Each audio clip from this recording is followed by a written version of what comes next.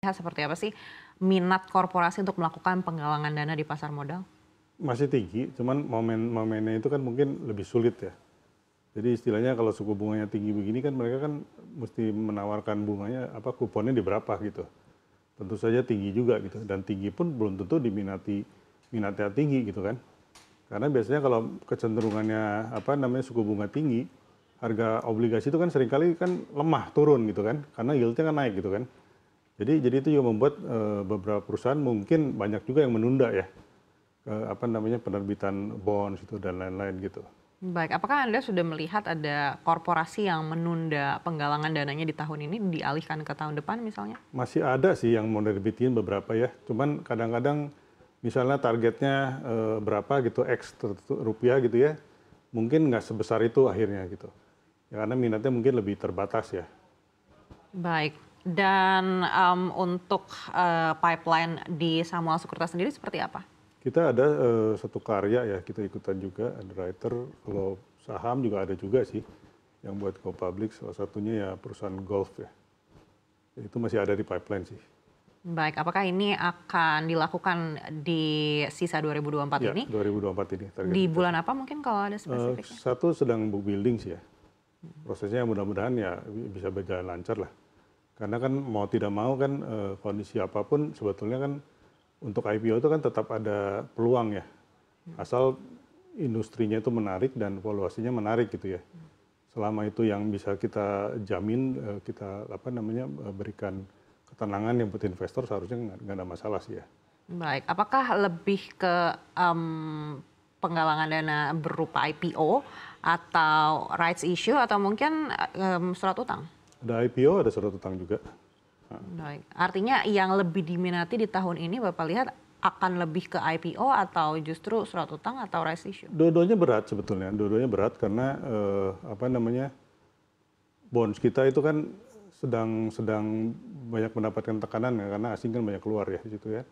Di saham juga sama, asing juga kan dananya lagi banyak keluar gitu kan. Jadi kita menjual sesuatu di saat marketnya nggak begitu bagus gitu kan.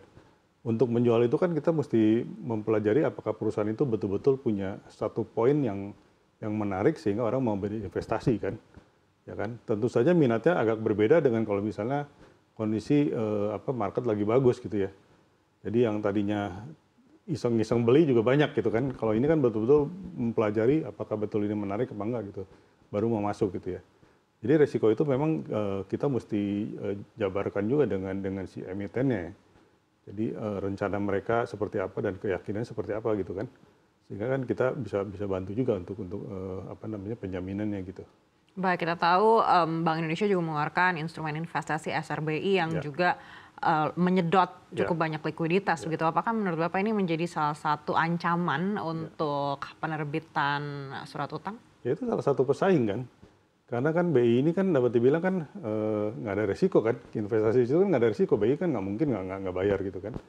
Ya itu menjadi memang jadi salah satu pesaing lah. Ya kan, berarti kan perusahaan-perusahaan biasa yang akan menerbitkan surat hutang misalnya kan harus lebih menarik dari situ kan.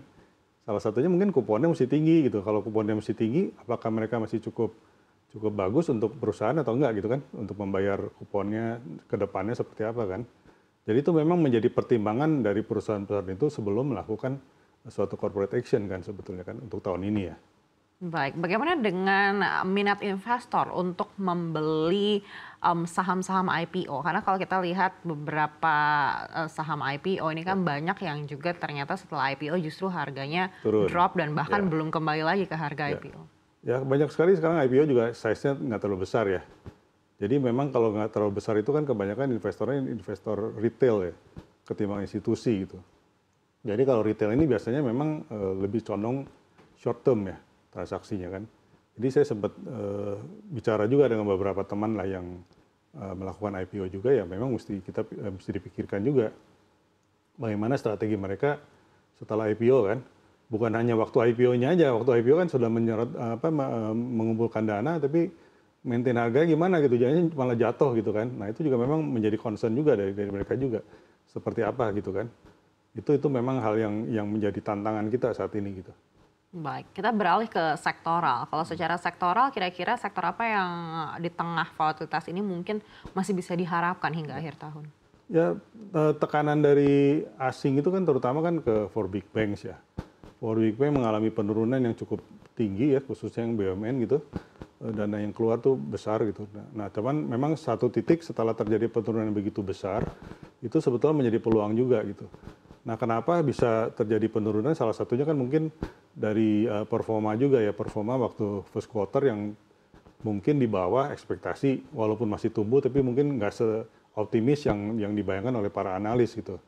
Nah, tapi kita jangan lupa bahwa perbankan ini biasanya kan di first quarter itu relatif tidak begitu bagus dibandingkan quarter 2, 3, atau 4. Jadi biasanya kuartal 4 paling bagus khususnya untuk big banks gitu ya. Jadi memang kita mesti lihat kuartal 2 sama 3-nya seperti apa gitu. Sedangkan harga kan turun udah cukup banyak. Jadi itu sebetulnya ada peluang juga, tapi kita mesti hati-hati karena net outflow asingnya kan masih tercatat ya sampai kemarin gitu. Kalau itu misalnya mereda, ya itu juga yang pertama kali akan yang dikejar oleh investor asing juga kan. Sebetulnya kalau kondisi kita udah normal gitu. Yang kedua memang ada beberapa saham yang kita melihatnya sebagai likuiditasnya tinggi sehingga mereka masuk ke MSCI atau FTSE gitu kan karena likuiditasnya sangat tinggi dan berkapitalisasi tinggi. Nah, itu mungkin juga kita mesti perhatikan karena kita jangan melihat hanya dari valuasi atau apa gitu ya. Karena sekarang itu banyak juga fund yang pasif fund seperti ETF dan lain-lain yang mereka lebih memerhatikan kalau misalkan satu saham itu masuk dalam indeks mereka gitu ya. Jadi itu juga mesti kita perhatikan karena itu juga menjadi pendorong dari si pergerakan dari indeks harga saham gabungan kita gitu. Jadi kalau dulu cuma big banks tuh, kalau sekarang udah enggak gitu, ada dua pihak lah yang itu ya, yang bisa berubah gitu. Baik, proyeksi Anda untuk pergerakan IHSG hingga akhir tahun seperti apa Pak Surya? Mungkin nggak seoptimis awal tahun ya, jadi kita mungkin 7.400 ya, karena EPS growth kita perkirakan tadinya 8%, sekarang turun jadi 2,5% ya untuk tahun ini ya. Jadi memang ada sedikit penurunan lah optimismenya ya. Tapi kita harapkan ya memang tahun depan udah lebih membaik lah mudah-mudahan ya. Karena rupiah kita kan di luar dugaan juga ada 16.400 kan.